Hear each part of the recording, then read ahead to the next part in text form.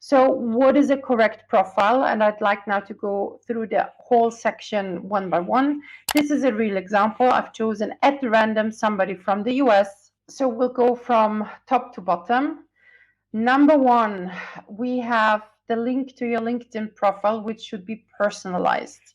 So it shouldn't say Martin Denman 9ABB1919 / it should say Martin Denman.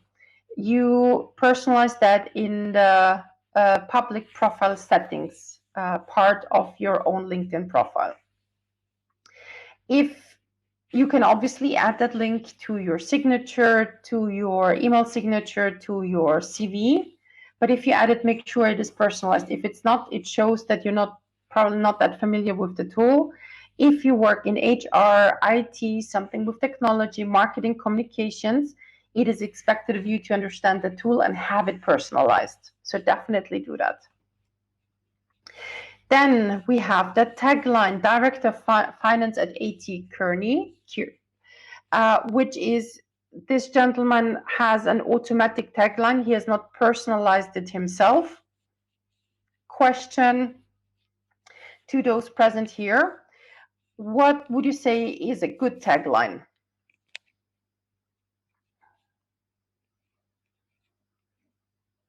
What do you think? What is a good tagline? Or if it's easier for you, what is a bad tagline?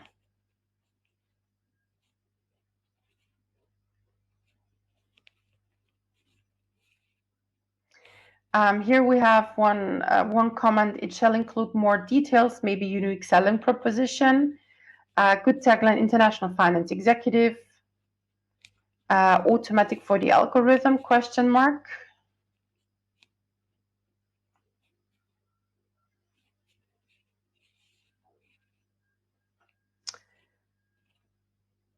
Geoffroy. Good tagline would be explaining what your next step is. Somebody says it should not be your position. Maybe add your studies, so add a title. Bad one is the one created by LinkedIn, question mark. See, there is no consensus. The tagline is actually a very tricky thing to go about. And the tagline will very much depend on your current situation and on your target group. So a good tagline, I can give you one example of a bad one.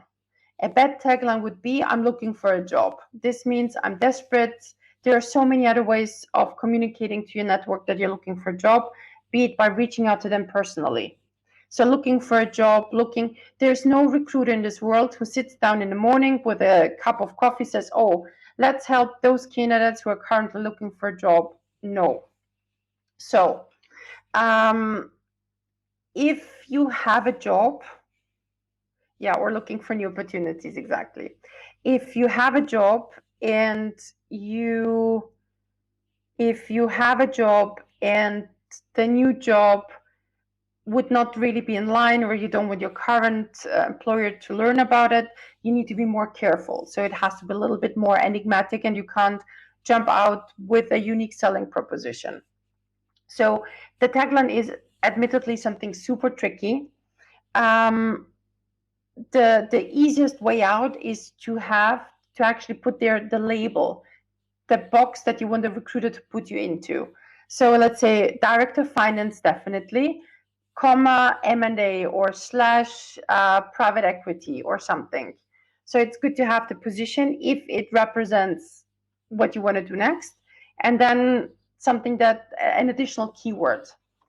Here I have a comment. I was very selective to accept connection requests on LinkedIn, as I was only adding the people that I knew personally. However, to extend your network, maybe it is smarter not to be very selective then. To comment on that, there is a thing about quality versus quantity. If you're looking for a job, I'd say quantity is more important. And then in a couple of months, once you have a new job, you can then go through your network and, let's say, do some spring cleaning and go for quality. This is also a tip for those here, for the participants. If you decide to reach out and grow your network, with the participants of the open webinars, always add a note to your invitation. So add a note saying, hey, open webinars, smiley, some whatever, just that they know, that so they know the reason. Otherwise, it might seem very random that somebody, we had a Romanian in Czech sending a contact request to somebody, what did we have today? Italian sitting in Germany, for example. Here's a question: should the titles be included after the name, for example, MSc, PhD, MBA, CFA, etc.? Here, my answer is it depends, and this depends on your target group. If you are, for example, in the pharma industry and you are a medical doctor that works in business, yes, why not? If you are in Austria, Germany, Switzerland, in the German-speaking markets, and the title is relevant, then why not? So again, the title, you need to remember the target group, how you want to position yourself and what's important to them.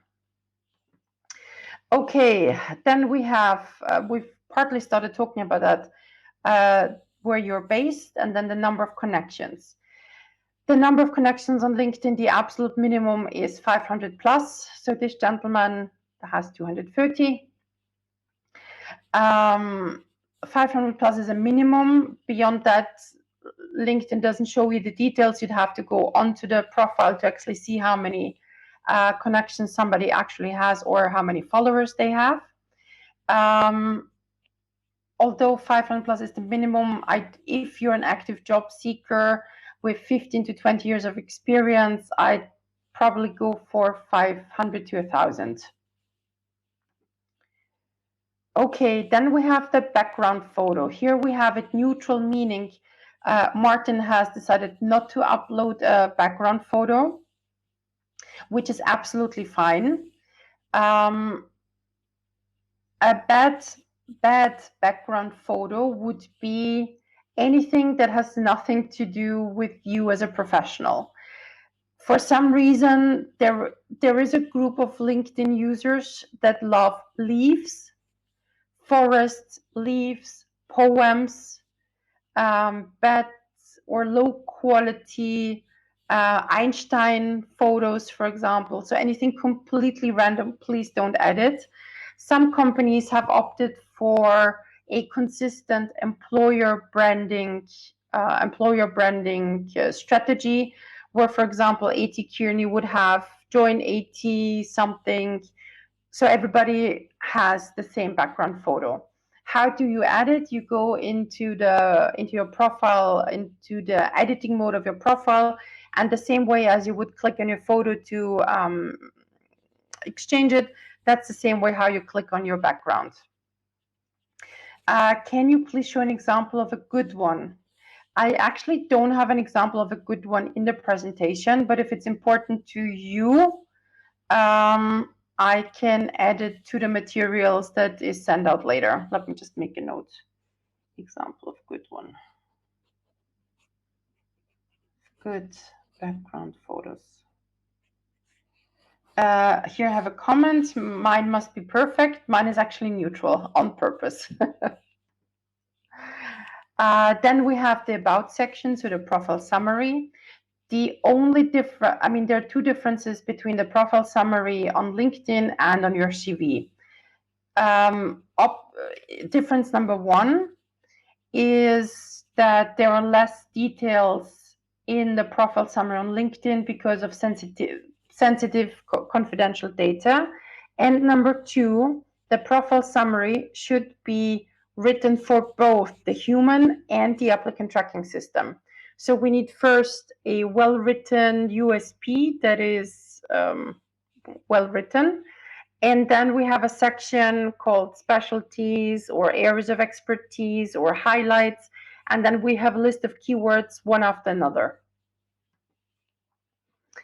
Accomplishments. For some reason, the languages are an accomplishment. They used to have their own section many years ago. Here, as with the CVs, please do add your own native languages. That's a very common mistake. And as I've mentioned, profile summary, the best structure, first a unique profile summary, then keywords for the algorithm. So we have finance director with 10 plus years in CE, etc., etc. And then you have areas and skills, finance, comma, strategy, comma, forecasting, comma, etc. So this is the section for the applicant tracking system. Hi, you have just watched a little fragment of all the know-how at Career Angels that goes into finding the best possible job.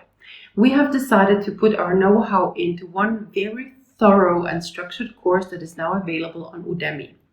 In that course, we will walk you through all 4 steps of the job hunting process. Step number 1 is about goal setting, realistic goal setting. We will explain career management theory backed by research, as well as walk you through the parameter bidding exercise. Step number 2 is about your unique selling proposition. In other words, how you position yourself on the current job market. Step number 3 is about communicating that in your CV for applicant tracking systems, and your optimized LinkedIn profile. Step number 4, the last step, is about managing and navigating the job hunting channels, meaning how to network, how to apply to job ads, how to contact headhunters, and how to contact and reach out to decision makers at the companies you would like to work for. So in summary, the course is very thorough, explains all our methodology, and is now available on Udemy.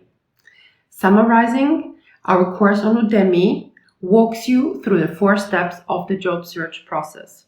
Why did we decide to publish it? We did that so that your own job search becomes less frustrating, faster, and more effective. If you'd like to check it out, find the link down there in the description.